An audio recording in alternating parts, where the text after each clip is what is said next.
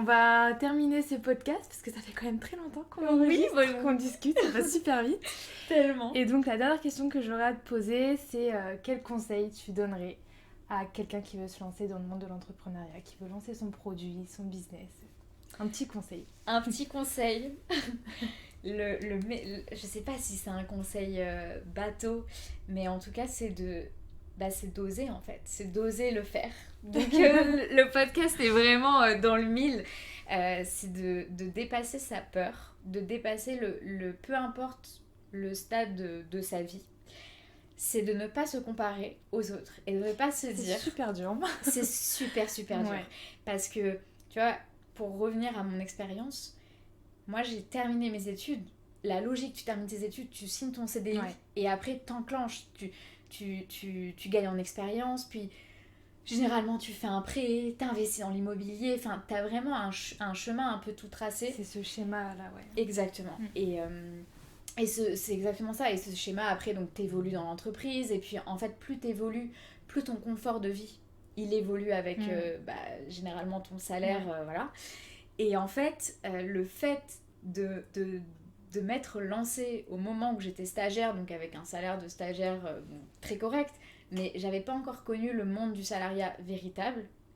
Et finalement, je me disais, j'ai aucune contrainte. J'ai pas d'enfant, j'ai pas de chien, j'ai pas de crédit. je suis complètement libre et en fait, je suis libre d'expérimenter, je suis libre d'oser, je suis libre de me planter.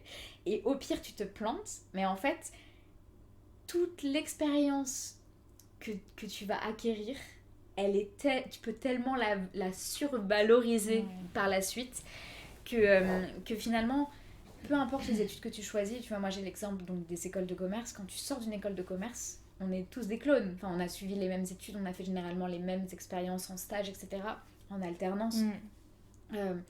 Et du coup, en fait, le fait d'avoir un peu bifurqué, je me dis, si jamais un jour, ça fonctionne pas ou j'ai besoin de me réinsérer dans le marché du travail, mais toutes les compétences que je vais pouvoir lister, parce que l'entrepreneuriat, tu touches à tout. Et surtout quand t'es seule, mais tu touches vraiment à tout et t'apprends. Et en fait, c'est peut-être difficile. Il y a des choses où des fois, tu vois, même en comptabilité, là où t'as des failles, où tu vas te dire, oh là là, comment je vais faire? C'est vrai, j'avais oublié cette partie, mais t'as ça aussi du coup. T'as ça, t'as le dépôt des statuts, t'as la comptabilité. Moi, en plus, c'est un produit physique, donc j'ai la TVA. Donc, va comprendre la TVA intracommunautaire avec la France. En plus, j'ai des commandes à l'international. Donc... Du coup, même si tu prends un expert comptable, t'as quand même une forme de comptabilité à faire.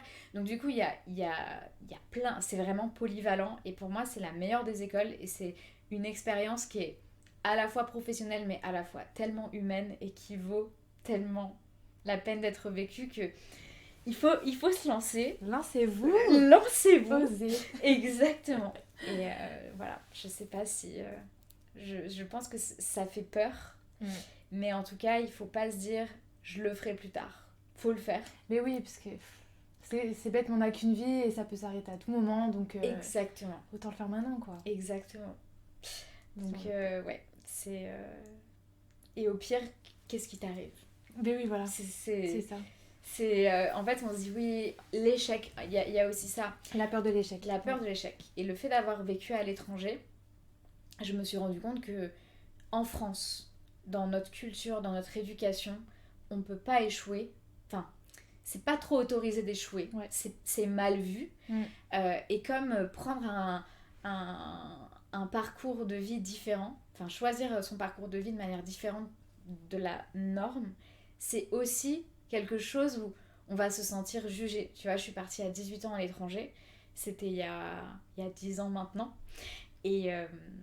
Et je me souviens à cette époque, donc il n'y avait pas les réseaux sociaux comme aujourd'hui.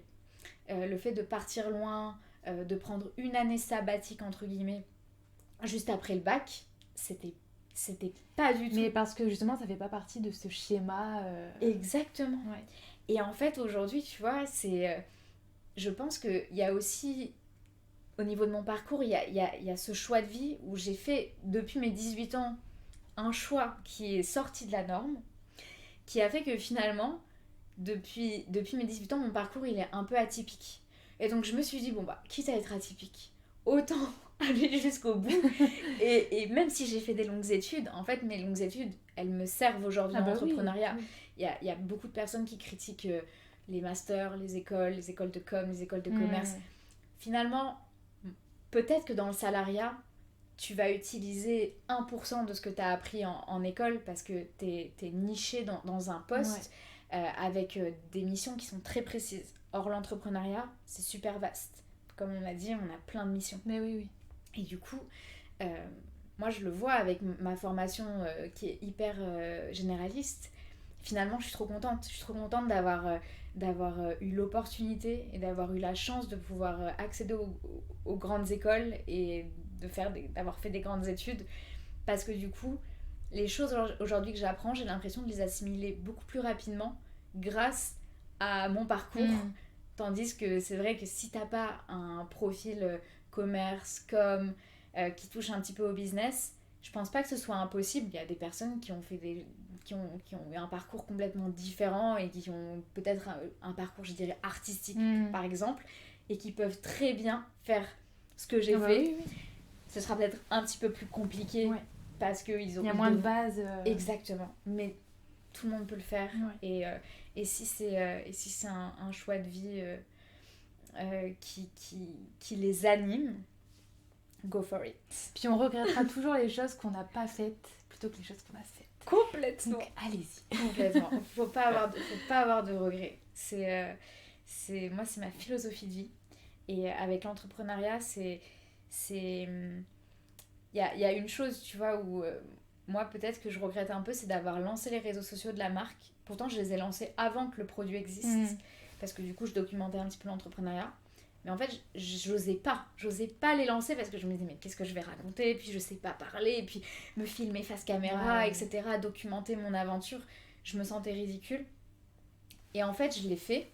Et avec du recul, maintenant, aujourd'hui, du coup, je m'améliore de jour en jour avec l'expérience, etc.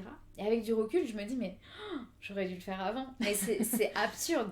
Et pareil, Ouya, j'ai mis des semaines où j'ai essayé de planifier, j'ai essayé de réfléchir, de dessiner les trucs, etc. Et en fait, je me suis dit, mais pourquoi j'ai passé autant de temps sur la partie un peu théorique, un peu, voilà, juste, faut passer à l'action. Et après, je dirais pas que ça coule de source, parce qu'il y a des obstacles. Mais il y a vraiment, c'est vraiment une aventure à vivre. Par contre, il faut surtout pas dénigrer. Et vraiment, aujourd'hui, j'ai l'impression qu'en France, l'entrepreneuriat, c'est un peu la voie royale du succès. Oui, on voit ça comme le Graal, quoi. C'est ça. Alors que, tu vois, j'ai dû travailler en parallèle. J'ai eu la chance d'avoir donc 1 an de chômage. Je vis sur mes économies aujourd'hui. C'est pas du tout, tu deviens hyper successful du jour au lendemain. Mais ça, c'est parce que je pense que les gens, justement, qui se lancent, ils montrent que le côté positif et très peu le côté négatif. Les gens montrent le monde de plus en plus. De plus en plus. Authentique sur ça, finalement. Oui. Mais je pense que c'est dû à ça, surtout.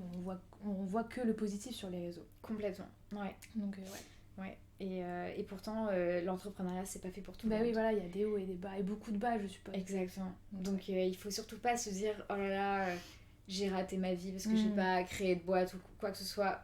Non, puis c'est pas l'ambition de tout le monde, forcément. Exactement. Donc, s'il y en a qui se sentent de le faire, il faut le faire. Et s'il y en a qui, finalement, se disent, oh là là, je pourrais pas... Mais c'est pas grave. C'est complètement ok.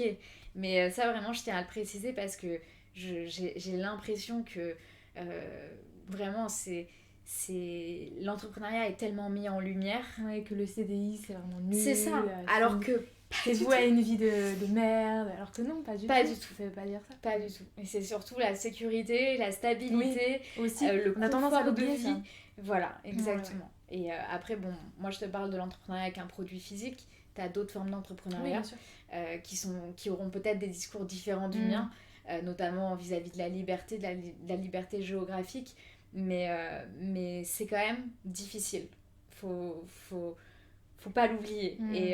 Et tous les jours, moi, quand je vois les produits, je me dis, je suis contente de les avoir, mais jamais de la vie je pourrais oublier le chemin parcouru pour les créer. Et bon, après, ça me décourage pas de continuer et d'étendre la gamme, etc. Est-ce que t'es fière de toi? Je suis super fière. Je suis super fière et Ça, si c'est le c'était... principal. Ouais, et si c'était à refaire, je le referais exactement de la même manière. Même avec les retards, les pénuries, Oui. les galères, au final, et ça aussi, je pense que c'est important de le préciser, quand je disais que je culpabilisais sur le retard au niveau de la production, etc., il faut être transparent. Il faut être transparent avec ses clients et expliquer. De toute manière, les clients sont des humains. Ils ont des sentiments, ils ont un cerveau, ils peuvent comprendre. Et du coup, moi, j'ai communiqué avec la plus grande transparence sur ce qui se passait, dans la mesure du possible. Et en fait, ça a créé un lien tellement fort où finalement, j'ai montré ma vulnérabilité et j'ai montré que, voilà, créer un produit, ça prend du temps, c'est compliqué. Mais par contre, je me démène et je vous promets que je vais vous sortir quelque chose. Je sais pas quand, mais ne m'en voulez pas. Et en fait, finalement, je m'attendais, tu vois, quand j'ai eu les premières semaines de retard, je me disais, oh là là, mais les gens, ils vont me dire, mais ils vont être déçus, puis je vais avoir du service après-vente, etc. Ouais. Mais j'ai eu en tout, durant ces 8 mois, donc de fin décembre à la fin de l'été, quand j'ai annoncé que j'avais reçu ma production, j'ai eu 3 messages de service après-vente de personnes qui du coup n'avaient pas les réseaux sociaux et me disaient bonjour, on en est où en fait, parce que j'ai pas reçu mon mascara. Et en expliquant la situation, c'est limite. Limite, ils s'excusaient en fait. Ils disaient je suis vraiment désolée de vous avoir dérangé, bon courage. Donc voilà, donc vraiment il faut pas hésiter à communiquer en toute transparence, tant sur les bons moments, parce qu'il faut les savourer, mais sur les moments de galère, finalement, ça renforce les liens entre les clients et la marque. C'est hyper important. Et ça, moi, je m'en rendais pas compte et je m'en suis rendu compte après coup, où finalement, j'ai l'impression que les gens, ils ont tellement attendu et je les ai un peu tenus en haleine parce que même moi, je savais pas, que finalement, ils apprécient encore plus d'avoir le produit fini et ils se rendent compte de ce qu'ils ont entre les mains et c'est pas juste un produit sorti d'usine, d'une grande marque, etc. Donc du coup, ça ajoute une valeur ajoutée qui rend l'aventure trop belle. Donc tourner le négatif en positif. Ok. Voilà. Et bien sur ce, on va terminer cet épisode. Je te remercie beaucoup d'avoir partagé ton parcours avec nous. C'était super intéressant. Vraiment. Avec grand plaisir. Et je te souhaite tout le meilleur pour la suite. J'espère que ton mascara, qui franchement, c'est une très bonne idée. Genre vraiment, je trouve que c'est super sympa, quoi. Merci. Je te souhaite tout le meilleur et puis je te remercie encore une fois. Merci infiniment.